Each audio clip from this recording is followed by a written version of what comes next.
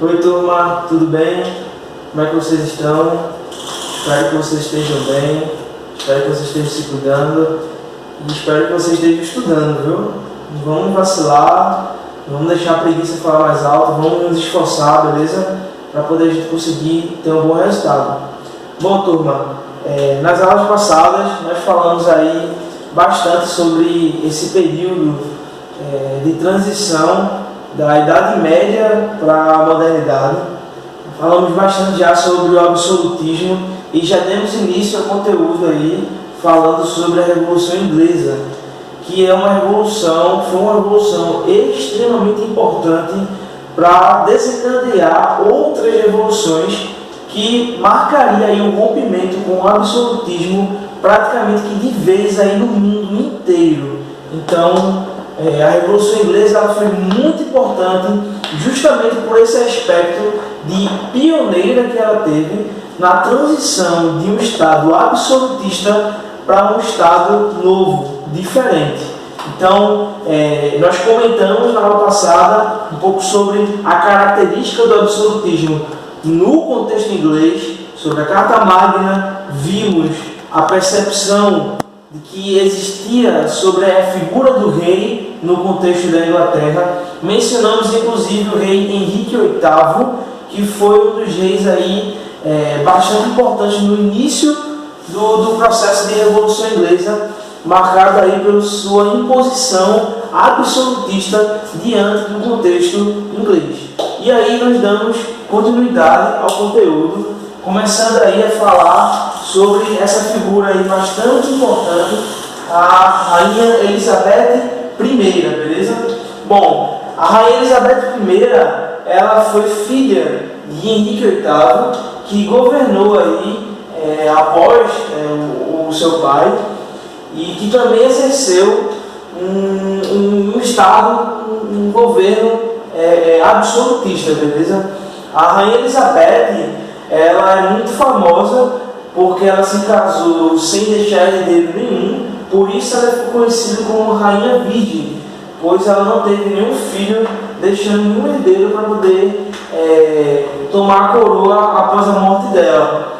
Ela também era anglicana, assim como seu pai, que decretou o anglicanismo como a religião oficial da Inglaterra. Espero que vocês estejam lembrados.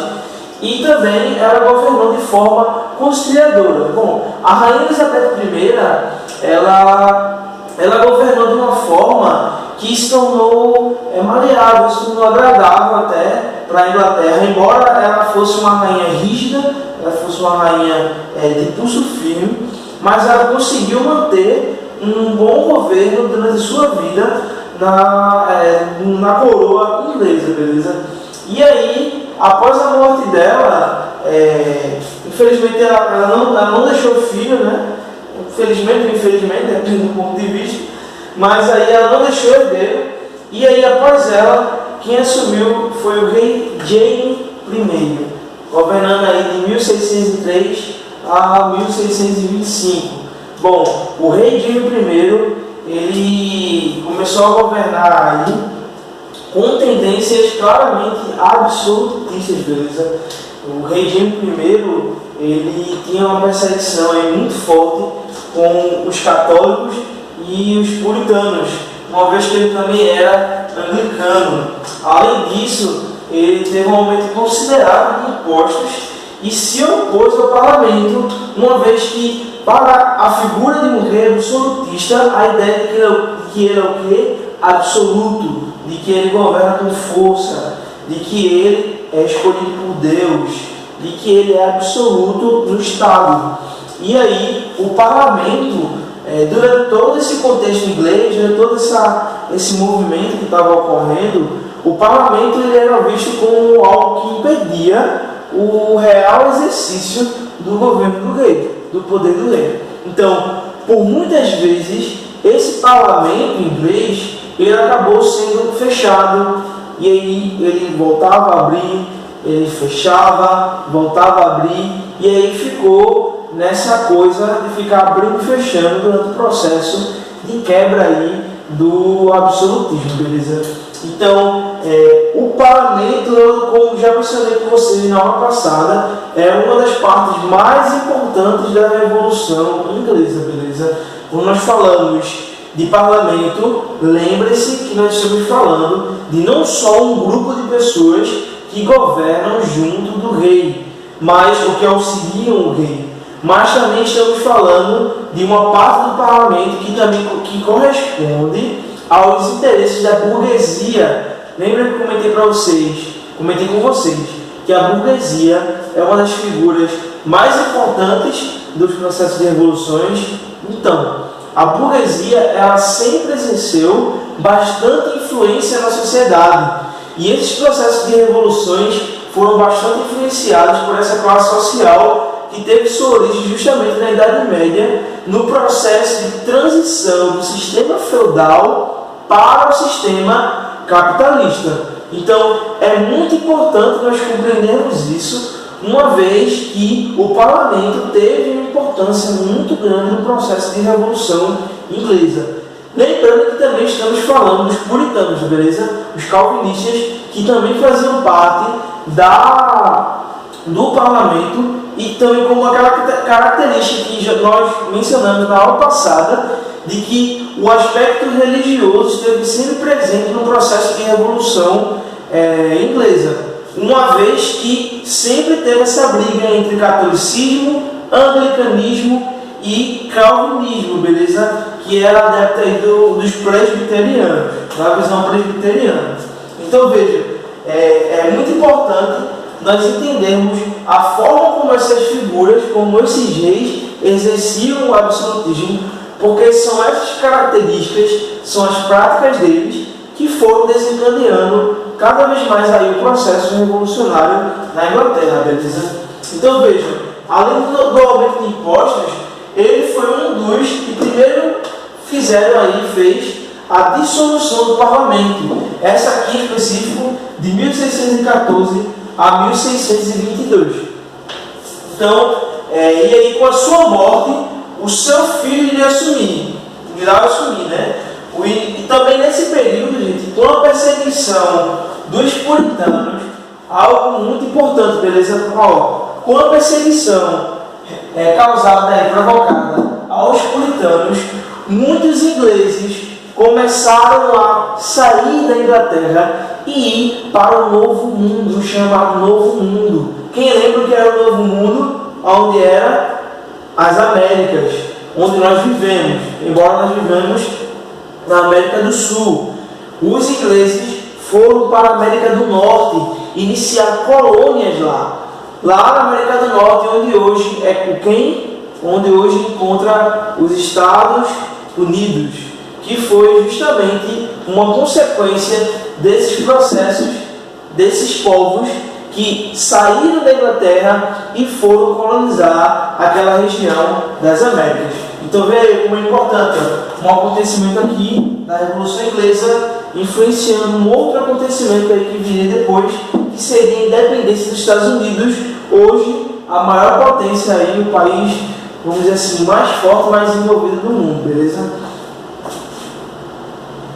E aí o seu filho, o rei Carlos I, após a morte do Jaime, ele governou aí de 1625 a 1649. Então, o rei Carlos I também exerceu bastante o exercício, o poder absoluto.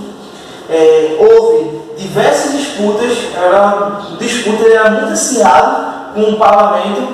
Mais uma vez aí, o parlamento em conflito com o poder do rei.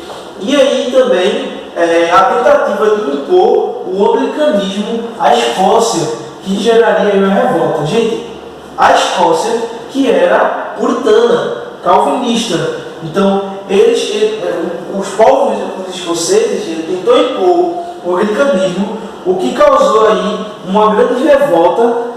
Houve aí invasões, inclusive, e em oposição ao rei Carlos I. E aí houve o aumento de impostos e também o fechamento do parlamento novamente aí nesse período em que o rei Carlos I governou. Então nós podemos perceber aí as características em comum que tinham ocorrido, que proporcionaram esse processo de revolução na Inglaterra, beleza? Além disso, essa questão de fechar o parlamento, de aumentar os impostos, além da disputa com os calvinistas, que causou revoltas e invasões, se transformaram no estopim para uma guerra civil dentro da Inglaterra. Então vejam, guerra civil que iria dividir a parte da realeza e a parte que estava sendo prejudicada por causa da realeza, vamos dizer assim, que não estava tendo seus interesses defendidos ou proporcionados. Então é muito importante que vocês compreendam isso, que nós compreendamos isso, porque a guerra civil vai justamente marcar o início aí, vamos dizer assim, um dos pontos principais da Revolução Gloriosa, ou seja, da Revolução Inglesa, beleza? E aí nós temos a Guerra Civil, que ocorreu de 1642 a 1649. E aí a guerra foi dividida em dois lados. O lado do parlamento, ou seja, o lado que estava em oposição à realeza, também era chamado de cabeças redondas. Eles eram constituídos pela burguesia, os pequenos proprietários, os trabalhadores agrícolas e urbanos. E o outro lado, que em oposição ao parlamento, seria o realista, ou dois cavaleiros, reunindo a nobreza feudal e burocrática, o clero anglicano e o setor da burguesia mercantil e manufatureira privilegiada, que eram aqueles que tinham contato com a realeza e com os senhores, com a nobreza feudal, beleza? Então, esses são os dois lados da guerra. Um lado corresponde ao parlamento, que estava com uma relação acirrada com o rei, e de forma recíproca, o rei, que não estava com uma relação boa com o parlamento, por causa das características absolutistas. E aí, aqui temos os dois lados, cada grupo tem os seus interesses defendidos por ambos os lados, beleza? É muito importante nós compreendermos essa divisão aqui, porque são esses dois lados, são essas duas perspectivas que vão marcar justamente aí o processo de revolução na Inglaterra, beleza? E aí, o exército parlamentar, ou seja, do parlamento, reorganizado e comandado por Oliver Cromwell, derrotou o exército real em Naseby em 1645 e obrigou o rei a fugir para a Escócia, onde foi novamente derrotado e aprisionado. Então, é muito importante que nós compreendamos, nós possamos compreender esse processo revolucionário, esse processo de disputa, porque não estamos falando apenas de uma disputa política, mas também estamos falando de uma disputa ideológica. É importante que vocês lembrem que estamos tratando de um processo de quebra do absolutismo, o chamado Antigo Regime, para a implantação de um novo regime. Vocês precisam compreender bem essa ideia para que possamos compreender bem não só a Revolução Inglesa, mas também as outras revoluções que estariam por vir. E aí, após a guerra, o parlamento vencedor, ocorreu um acontecimento inusitado, algo inédito, nunca visto antes: a prisão e a condenação da morte do rei como traidor. Isso ocorreu em 1649, e o estabelecimento de um regime republicano. Que beleza! Agora, a prisão e a condenação, a morte de um rei como traidor, gente, isso era algo novo, era algo extraordinário para aquele momento, que estava se opondo ao absolutismo. O absolutismo como o lugar onde o rei é absoluto, o lugar onde o rei é forte, o que ele fala é a vontade de Deus. Ocorreu aí que após a derrota ele foi preso e condenado à morte. Ele foi aí morto, e isso Esse acontecimento acabou por proporcionar quase que de vez aí a queda, o fim do absolutismo, a visão de um monarca como um ser superior ou o rei que dominaria tudo, beleza? Então, qualquer dúvida, a gente entre em contato, fale aí e continuamos na próxima aula, beleza? Tchau, tchau.